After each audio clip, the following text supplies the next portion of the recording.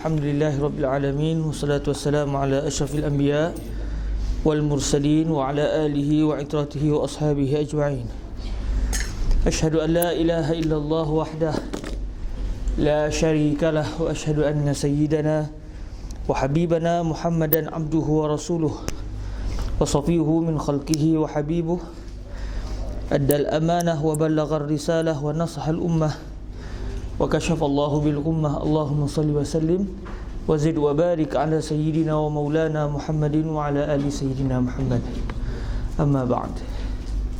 Para hadirin rahmati Allah Subhanahu wa taala, saya mohon kemaafan tadi membantu Zaujah untuk menguruskan anak sikit.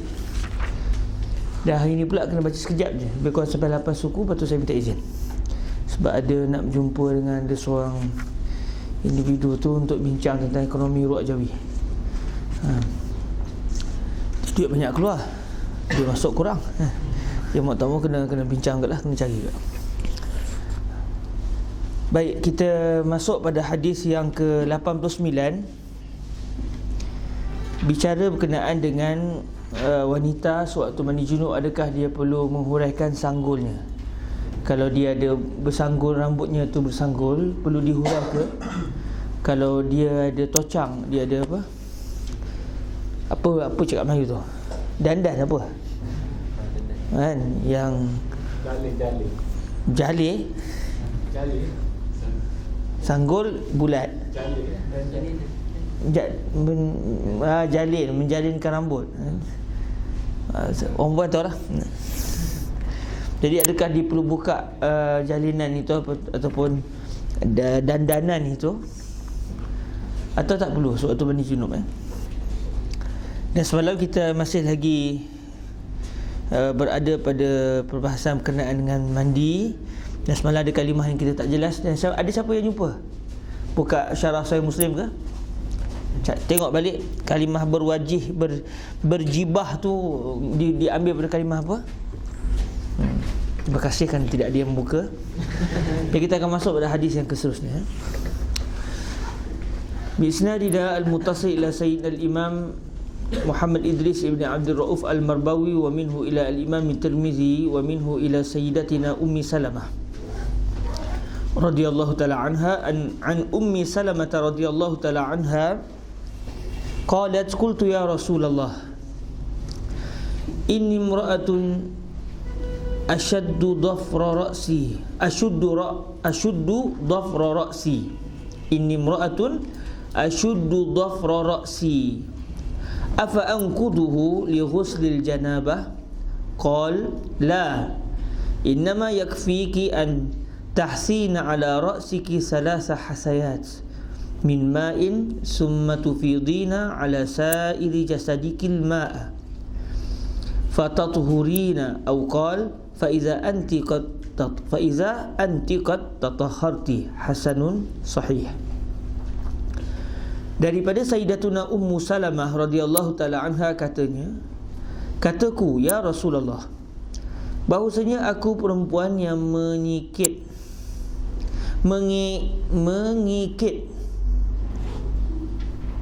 ya satir,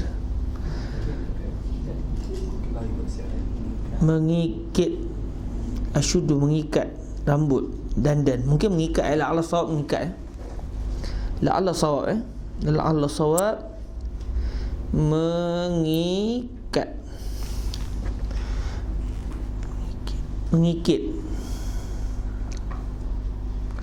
Ada ke sikit mengikit? Bukan aja ke? Ada lah. Mana tahu? PQ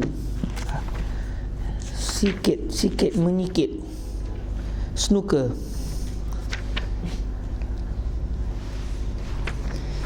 sihir, sikat, sikit.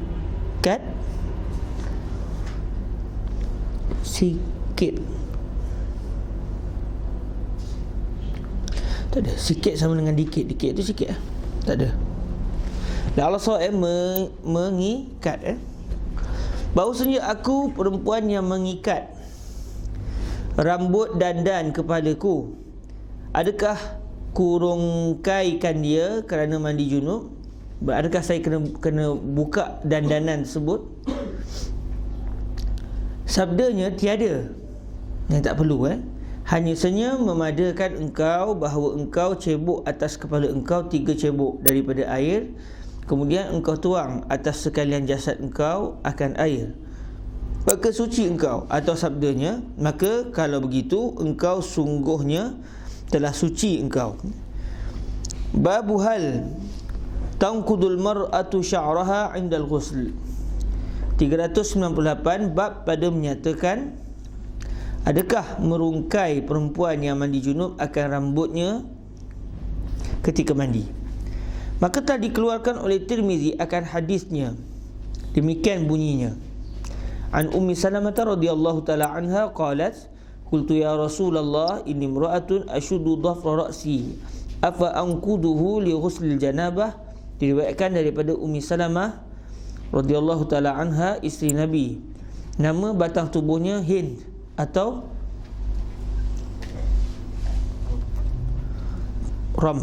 Rukmah, Ramkah, Ramlah ke Ramlah orang lain. Tak apa, murajaah baliklah. Saya tak tahu nak baca macam mana ni Ramkah tak bisa dengar. Pakat-pakat tengok balik besok kita akan murajaah balik pakat-pakat tengok balik. Sayyidatun Ummu Salamah ni makruf nama beliau adalah Hind, tapi atau Ramkah tu mungkin salah satu nama yang tidak masyhur Ramkah ke Ramlah, kita tengok baliklah Diriwayatkan daripada Ummi Salamah, isteri Nabi SAW, nama batang tubuhnya Hind atau Ramkah. Katanya, kataku bagi Rasulullah SAW bahawasanya aku seorang perempuan yang mengukuhkan dandan rambut kepalaku. Maka adakah aku rongkaikan dia kerana mandi junub? Sebab takut air tak masuk, takut air tak kena kepada seluruh rambut.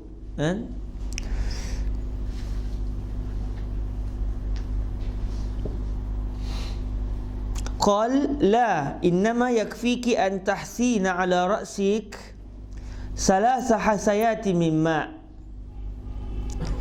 Jawab Rasulullah sallallahu alaihi wasallam, tiada berhajat rongkai, hanya saja memadai akan dikau cebok dengan tapak tangan, tuang atas kepala 3 cebok daripada air. Jika rata rambut dan pangkal-pangkalnya dengan dia, okey, jika ni adalah syarat bagi boleh tidak rongkai. Syekh Idris mendatangkan syarat yang tak datang dalam hadis, tapi syarat ini yang difahami oleh para fuqaha. Tak perlu rongkai sebab Nabi tu isteri baginda beritahu, alah rambut sekadar dandan yang kecil ni kalau tuang air menyerap. Jadi Nabi jawab khusus kepada hal keadaan Sayyidatuna Ummu Salamah, sebab Sayyidatuna Ummu Salamah isteri baginda Nabi dan Nabi tahulah bentuk rambutnya. Jadi sebab tu didatangkan syarat di sini oleh Syekh Idris Al-Marbawi yang beliau ambil daripada kitab-kitab, daripada kefahaman para ulama, iaitu tiada berhajat rongkai, hanya saja memadai akan dikau cebok dengan tapak tangan, tuang atas kepala 3 cebok daripada air jika rata rambut dan pangkal-pangkalnya dengannya, iaitu dengan air tersebut. Adapun jikalau tiada rata, maka tambah lagi. Kalau tak rata, tambah lagi air, bukan sekadar 3 kali cebok. Itu sekiranya ditambah-tambah air itu memang akan sampai air ke seluruh rambut. Katakan memang dia dandan dengan begitu dahsyat, sampai tak air tu ikut adatnya tak akan masuk ke celah-celah rambut. Jadi tak ada cara lain, memang kena rungkaikan dandanan tersebut supaya seluruh bahagian rambut akan dikenai oleh air. Summa tafidina ala sa'iri jasadikil ma'a fatathurin aw qal fa idza anti qad tatahharti. Kemudian tuangkan air atas sekalian tubuh engkau rata-rata, maka sucilah engkau. Atau sabdanya, itu sabda Nabi SAW, maka kalau begitu engkau sungguhnya sucilah engkau. Kata Abu Isa, bermula hadis Ummi Salamah ini hadis hasan lagi sahih. Jadi kalau kita lihatlah hadis ni berlaku syakkur rawi. Siapakah rawi yang syak itu? Wallahu a'lam. Sama ada Sayyidatuna Ummu Salamah sendiri, sama ada tabi'in atau tabi'in atau orang selepasnya, itu kita kena buka kepada syarahan bagi hadis ni. Sebab mereka tidak pasti apakah yang Nabi sebut fatathurin atau faiza anti qad tatahharti. Maka oleh kerana tidak pasti mana satu sabdaan baginda Nabi, maka didatangkan kalimah au qal. Di sini kita dapat belajar betapa ulama hadis itu begitu berhati-hati di dalam menukilkan sabdaan Rasulullah SAW. Kalau mereka tak pasti, buat tak pasti. Dan ini juga adalah manhaj kita sebagai talibul ilmi. Banyak orang dia entam je, dia tak tahu jawapan, dia jawab dulu. Lepas tu kata kawan-kawan saya pun yang dah balik semua, dia cerita, dia tanya soalan. Jadi dia kata, Ana tak tahu jawapan, tapi Ana hentam dia jawab dulu. Jadi betul tak jawapan Ana? Lepas dia dah bagi fatwa ke orang kampung, dia tanya kita, kan?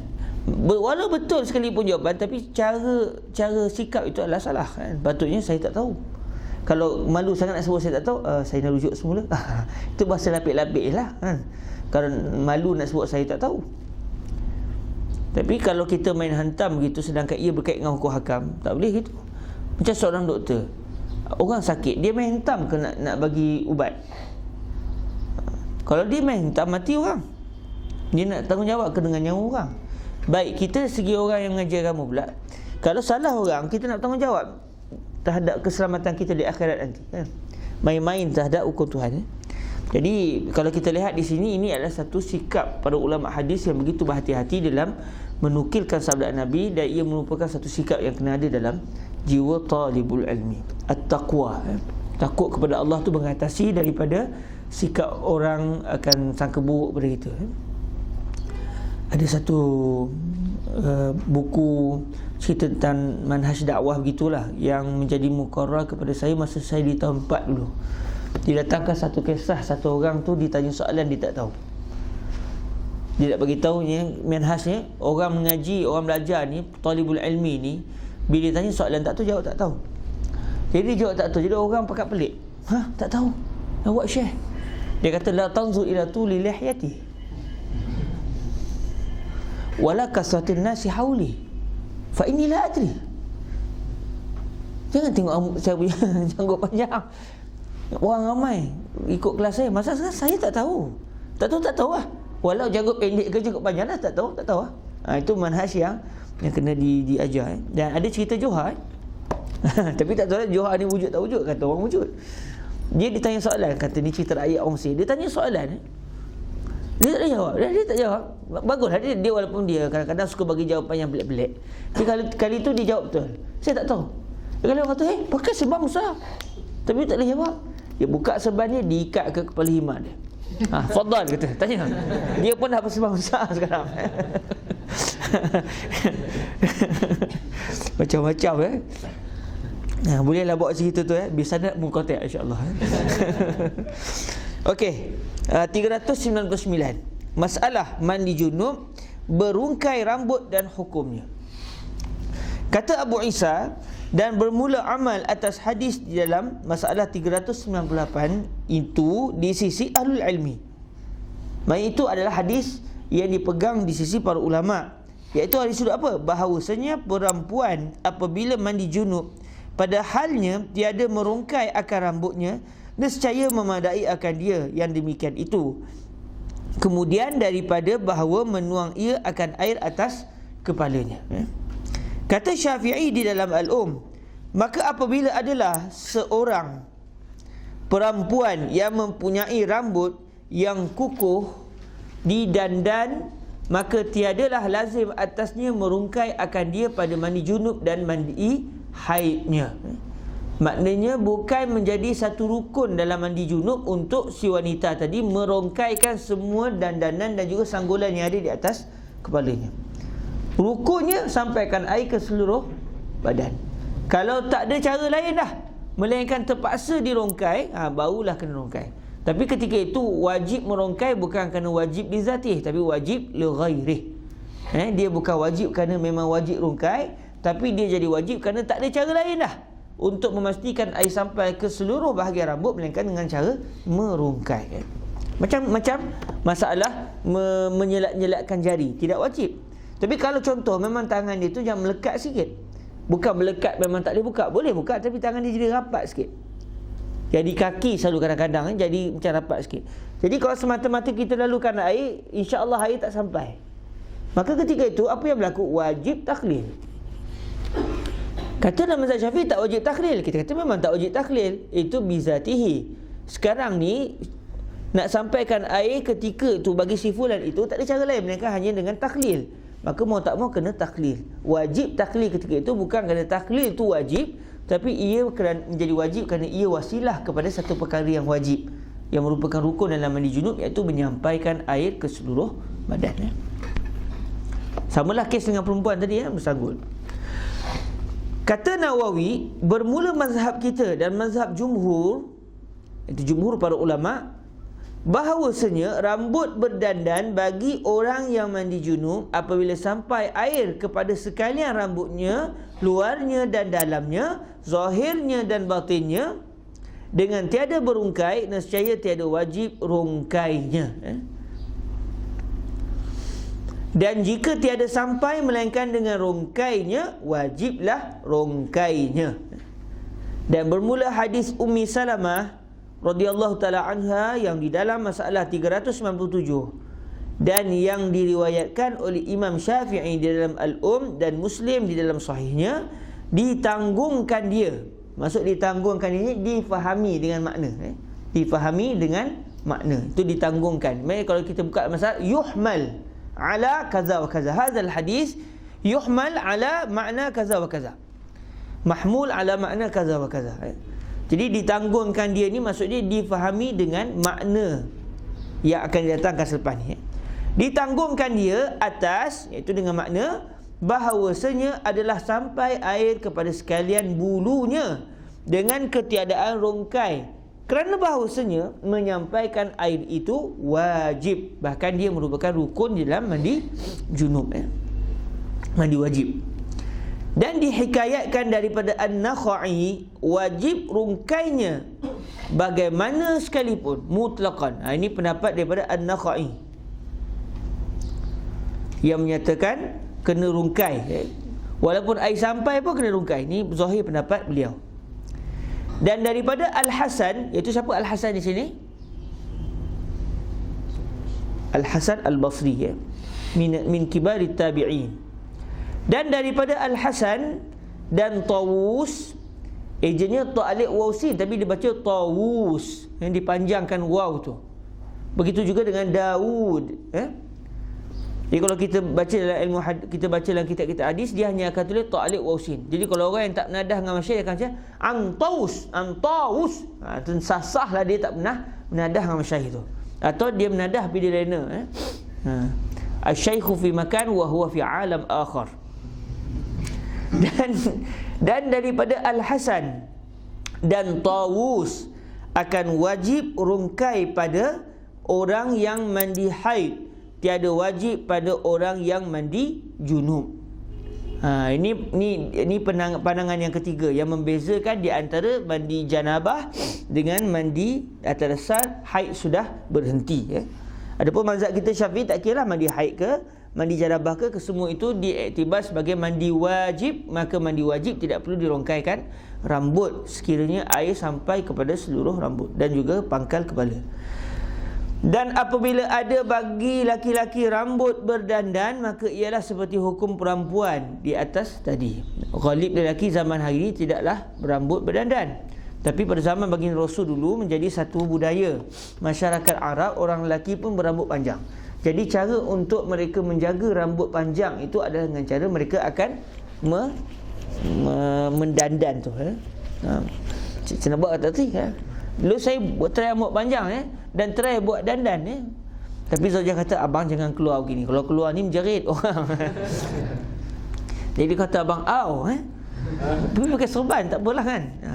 Bila saya pakai kat rumah lah buat sikit, sebab kita nak try buat macam yang dilakukan oleh baginda Nabi. Walau sekali kata Syekh Yusri, hari ni dah tak perlu dah. Tak perlu kerana Nabi berdandan rambut atas dasar kerana itu uruf masyarakat ketika itu, dan Nabi tidak melakukan perkara yang aneh daripada orang. Jadi hari ni pula kalau kita berambut panjang dan berdandan, dia jadi syuhrah. Jadi kita nak tunjuk ke orang kita lain pada yang lain. Dan itu bukan sikap syariat. Tapi kalau dia nak berambut panjang atas dasar dia nak ikut sekali dalam semua hidup, nak ikut sekali sunnah baginda Rasul, jadi dia akan tahu bila baca hadis tentang rambut panjang tu dia dah nampak, dia dah mengalaminya. Mengalaminya. Jadi ketika itu kata Syekh Husni, dia kena pakai serban untuk membezakan antara dia dengan wanita. Kalau tidak, dia akan jatuh pula pada satu hukum yang baru, iaitu menyerupai wanita, dan ia termasuk dosa. Jadi kalau nak berambut panjang, dia kena pakai serban untuk membezakan di antara dia dengan perempuan.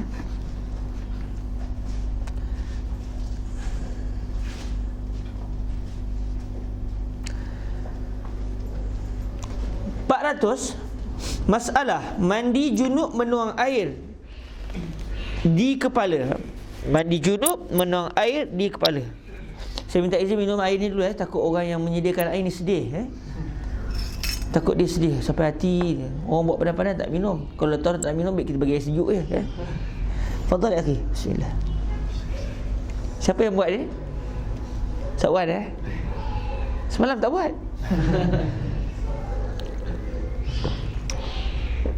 Gula sedap. Mana-mana gula.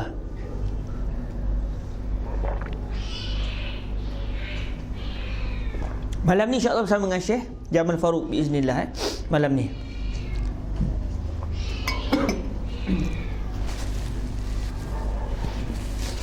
Empat 400, masalah mandi junub menuang air di kepala. Kata Syafi'i di dalam Al-Um, dan tiadalah aku menyukakan seorang meraup air. Meraup mana dia? Meraup bahasa orang mungkin orang baru dah tak ingat Meraup itu.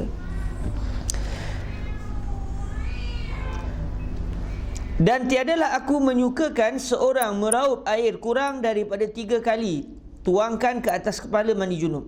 Dan aku sukakan bahawa menjerapkan air ke pangkal-pangkal rambutnya, hingga yakin ia akan air telah sampai kepada pangkal rambut itu dan kulitnya. Iaitu dia takhlil rambut dia menyelat-nyelatkan jarinya ke dalam rambut, supaya dia yakin sungguh insya-Allah air telah sampai. Yakin dengan maksud kalau ikut ghalibnya sampailah. Jangan sampai jadi orang yang was-was sampai botak kepala dia, pastikan air sampai ke rambut. Buat apa tu Mat? Pastikan air. Kita tengok dia jurus tu punya dah dahsyat, tak sampai lagi. Kena hati-hati jangan sampai jadi was-was. Kata Syafi'i, dan jika menuang seorang atas kepalanya sekali tuang, yang yakin akan airnya telah menjerap ke pangkal dan atas rambutnya dan kulitnya, nescaya memadai akan dia. Sebab dalam hadis Nabi suruh buat 3 kali. Sebab bila 3 kali itu yang sunat. Tapi fuqaha mengkaji 3 kali itu bukan rukun, bukan syarat. Sebaliknya yang penting air sampai ke seluruh jasad, walau guna air banyak mana sekalipun, walau kurang daripada 3 raup sekalipun, yang penting air sampai. Cuma yang diajar oleh baginda Nabi adalah mula-mula dituangkan ke atas kepala itu sebanyak 3 kali, memandangkan orang perempuan rambut panjang, jadi memerlukan kepada jumlah air yang agak banyak. Kita yang rambut pendek hari ni pun mandi lebih banyak daripada orang zaman dulu.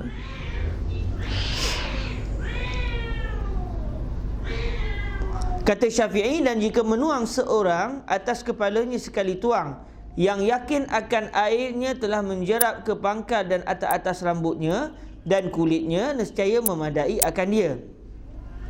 Dan yang demikian itu lebih banyak daripada 3 gayung yang memutuskan antara tiap-tiap gayung daripadanya.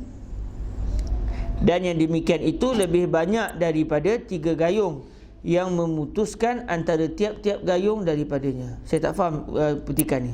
Sekali lagi, kata Syafi'i, dan jika menuang seorang atas kepalanya sekali tuang, yang yakin akan airnya telah menjerap ke pangkal dan atas rambutnya dan kulitnya, nescaya memadai akan dia. Kita faham. Dan yang demikian itu lebih banyak daripada 3 gayung yang memutuskan antara tiap-tiap gayung daripadanya. Saya tak nampak.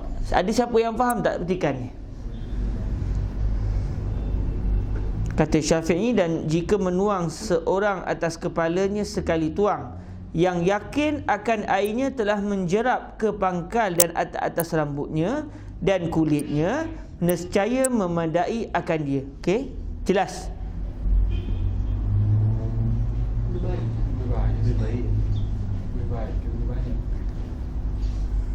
Dan yang demikian itu lebih baik daripada 3 gayung. Kenapa yang itu lebih baik?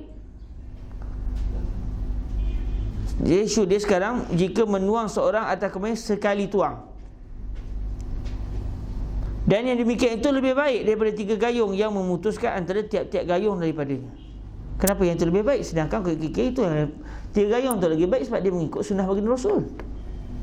Kalau banyak itu silap ejaan, sebaliknya baik. Ba'alif ya qaf, kan? Dan yang demikian itu lebih baik daripada 3 gayung yang memutuskan antara tiap-tiap gayung daripadanya. Kalau baiklah lebih, dan demikian itu lebih banyak lagi tak jelas. Satu macam lagi banyak bertiga. Ya subhanallah.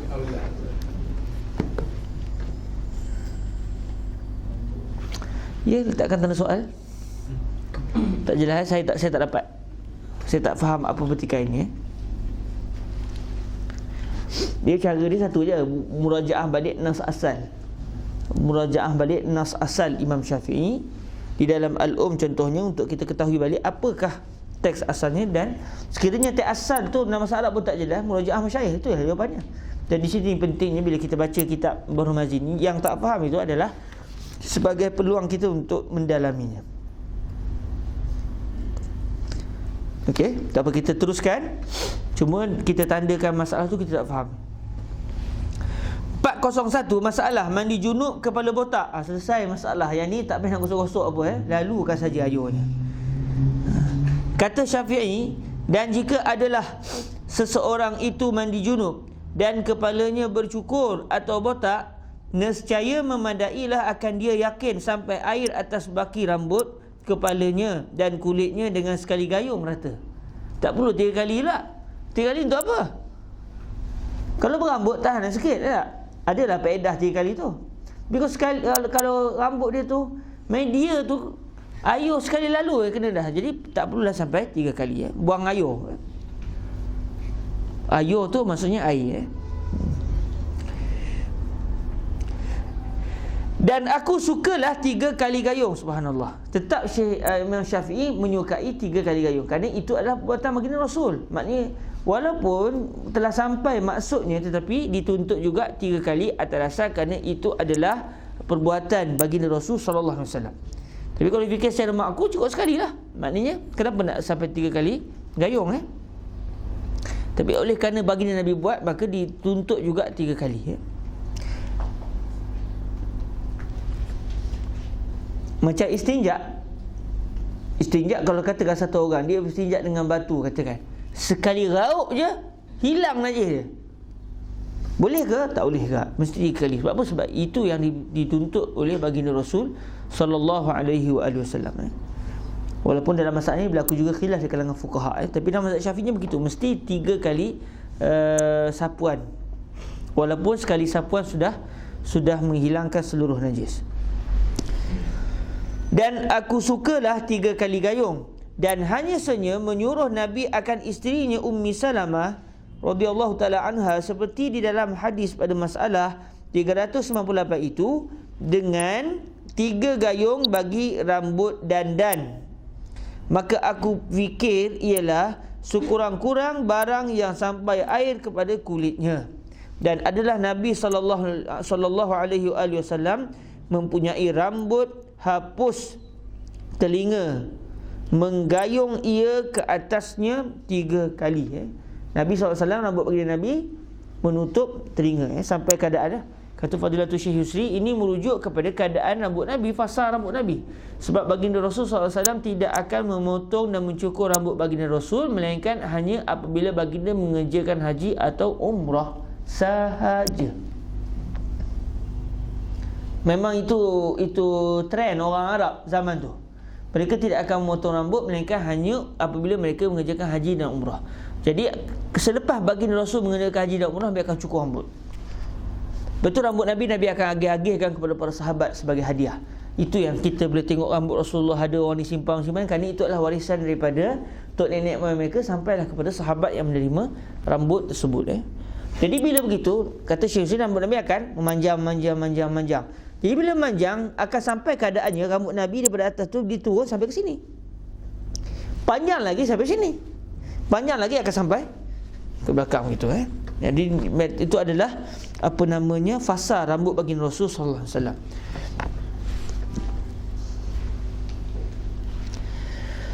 Demikian itulah keadaan wuduknya seumur-umurnya 3 kali kerana pilihannya, dan bermula sekali yang meratai itu memadai pada mandi dan wuduk kerana jatuh dengannya nama mandi, dan wuduk apabila diyakinkan bahawasanya datang ia dan jerap ia atas rambut dan kulit hari. Jumpa lagi kalimah ni, kulit hari. Kulit hari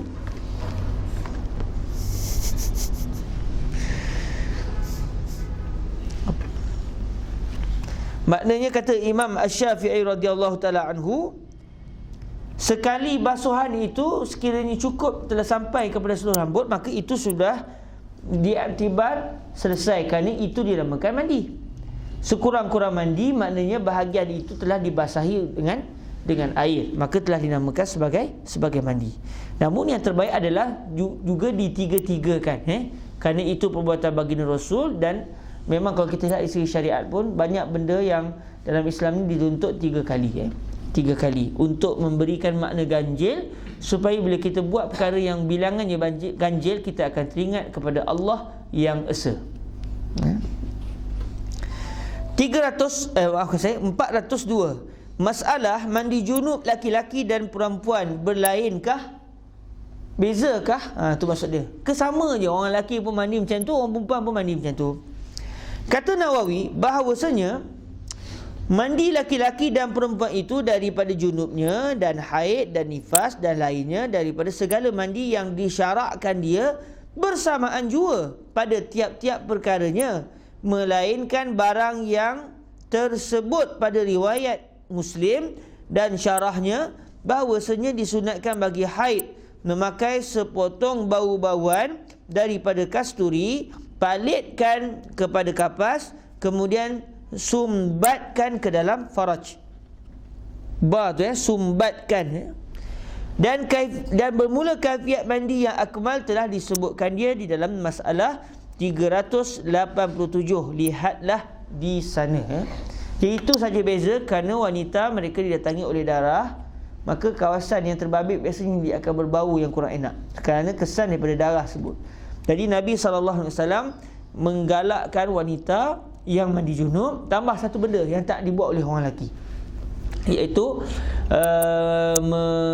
meletakkan kasturi, wangian kasturi itu ke kapas, kemudian dimasukkan ke kawasan yang terbabit supaya dia hilang bau yang tidak enak. Cuma Fadilatul Syekh Yusri bin Rushdi pesan kasturi asli, bukan kasturi tiruan. Kalau kasturi tiruan penyakit lepas tu. Zaman baginda Nabi semuanya original, bukannya tiruan. Hari ni kita kedai minyak wangi minta kasturi asli, tapi harga semurah amat, murah ya amat. Kita kata ya betul asli banyak ni Sedangkan kalau asli betul-betul patutnya mahal, yang betul-betul asli, yang tidak dicampur dengan bahan kimia. Jadi untuk orang perempuan, oleh kerana hari ini semuanya benda kimia saja yang ada di pasaran, kita tanya asli, dia kata asli padahal kimia, maka tak perlulah guna benda-benda yang boleh membawa kepada kemudaratan. Alhamdulillah ini dah ada sabun, pewangi badan dan sebagainya yang sesuai sewaktu mandi. 403, masalah terakhir untuk hari ini, masalah mandi junub anak dara dan tiada dara. Ada beza. Ni orang perempuan dia tahu. Dia punya kuncinya untuk memastikan air sampai ke seluruh bahagian badan, khususnya pada kawasan kemaluan. Orang lelaki dia tak timbul. Anak dara, anak teruna sama je. Orang dah kahwin, orang lelaki sama. Kita tak ada beza kata orang lelaki. Untuk orang perempuan dia ada beza. Apa beza dia? Tak bincang sini. Tunggu kawan-kawan kahwin, tanya saja. Saya tanya dah. Masalah mandi junub anak dara dan tiada dara. Kata Nawawi adalah mandi junub anak dara, yakni yang belum kena jantan. Ya satir. Maksudnya bahasa orang tu kadang-kadang kita maksud dia belum lagi melakukan hubungan suami isteri. Tiada wajib menyampaikan air ke dalam farasnya. Dan jika perempuan itu sudah kena jantan, wajiblah sampaikan air kepada barang yang zahir, yakni yang terbuka daripada farasnya waktu bertenggongnya. Maknanya dia seperti orang lelaki dari sudut dubur, dari segi kemaluan belakang, yang kawasan bila berdiri dia tertutup. Bila kita duduk bertenggong, dia akan terbuka. Jadi kawasan yang terbuka tertutup itu adalah kawasan zahir yang mesti air sampai ke kawasan tersebut. Jadi kalau wanita mandi, dia kena pastikan air kena di kemaluan hadapan dia dan juga di kemaluan belakang dia. Dalam keadaan dia mesti duduk tenggong untuk air itu sampai. Bagi orang lelaki juga, dia kena duduk tenggong juga masa mandi, untuk memastikan air kena di kawasan yang tertutup kalau dia berdiri, di bahagian belakang dia. Kerana bahawasanya jadilah ia pada hukum zahir. Alhamdulillah. Begitulah dinaskan atasnya oleh Syafi'i dan jumhur ashab kita. Ashab kita iaitu ashabul wujuh dalam mazhab Imam Asy-Syafi'i. Dan kata setengah ashab kita, tiada wajib atas perempuan sudah kena jantan itu. First time saya dengar kalimah ni, ya satir. Tapi kita jangan kata kesyedres, sebab itu memang bahasa ni kadang-kadang satu bahasa tu dia jadi aneh pada satu zaman, tapi mudah pada zaman sebelumnya. Kalau dengar cakap orang tua cakap, kita nak tergelak dah, dia biasa. Kalau dengar orang tua cakap, ya Allah, kata dia bagi dia biasa, tu bahasa dia tu bahasa dia. Tapi kalau kita, ya Allah, saya terfikir satu bahasa ni tu tak apalah. Zaujah saya cerita, dia pun jadi malu. Tapi orang tua orang perempuan tu, nenek selamba je, tapi tak apalah. Itu bahasa, kita kena baca belakang. Saya ni kena tahan, kalau saya dah tergelak tak boleh berhenti. Okey, dan kita teruslah. Dan kata setengah ashab kita, tiada wajib atas perempuan sudah kena jantan itu membasuh di dalam faras. Ini adalah pandangan yang kedua, tak wajib. Maksudnya dia mengiktibar kawasan itu adalah kawasan yang tidak zahir. Maksudnya kena sampai duduk baru zahir. Tak zahir tu bagi dia lah. Tapi bagi kita, dalam mazhab kita, mazhab Imam Asy-Syafi'i radhiyallahu taala anhu, kawasan itu dianggap zahir kerana dia menjadi kawasan zahir pada beberapa ketika, iaitu ketika orang itu duduk. Jadi itu dinamakan zahir. Dan kata setengah, maksudnya kata setengah para ulama, wajib yang demikian itu pada mandi haid dan nifas, dan tiada wajib pada mandi junub. Itu pula dibezakan di antara mandi dengan sebab hubungan suami isteri dengan mandi disebabkan selesai haid dan juga nifas. Dan yang sahihnya ialah yang pertama, iaitu yang menyatakan tiada beza. Mandi haid ke, mandi nifas ke, mandi junub ke, semua tu mandi wajib. Bila mandi wajib, mesti air dikenakan ke seluruh tubuh. Oleh kerana orang perempuan yang anak dara, kalau dia tak duduk tenggong, kawasan tu tak zahir, maka dia kena memastikan air sampai ke kawasan yang terbabit. Dan yang sahihnya ialah yang pertama. Wallahu a'lam. Baik, kita berhenti setakat ini dahulu, insya-Allah. Besok kalau ada rezeki kita akan sambung kepada perbahasan seterusnya. Dan saya mengharapkan kepada para sahabat yang punya kelapangan waktu untuk sama-sama kita bermunakasyah dengan kita meneliti perkara yang tidak dapat jawapannya, untuk sama-sama kita cari. Sebab bukan saya ni bukanlah orang alim. Kita pakat-pakat tolong-tolong seorang sikit. Jadi sebelumnya ada kalimah berjibah. Apa dia jibah? Lepas tu hari ni kita jumpa ramkah. Betul ke ramkah ke ramlah? Kan? Lepas tu kita jumpa pula perkataan petikan yang tak difahami tadi. Yang banyak ke baik tu. Okey. Kemudian itulah kulit hari tu sampai sudah tak tahu apa benda. Kulit hari tu kena tanya orang Kuala jugalah. Kulit hari ni kulit zahir ke maknanya, Allah alam. Kena tanya ke orang sana. Baik, sekadar itu dahulu, insya-Allah saya mohon kemaafan. Kalau ada soalan kita postpone besok. Sebab saya nak bekerja ke Aceh, lepas tu nak pergi bertemu dengan insan terbabit untuk ruak jawi. Sahabat doalah moga kewangan kita kukuh apa semua kan. Sebab setakat ni kita hanya berdasarkan daripada duit sumbangan saja Duit Mawid datang bagi baru ni pun hampir habis. Yalah, bayar sewa, bayar kita bagi sagu hati pada masyayikh apa semua. Jadi perlu ada satu projek ekonomi yang tidak mengharapkan 100% kepada sumbangan.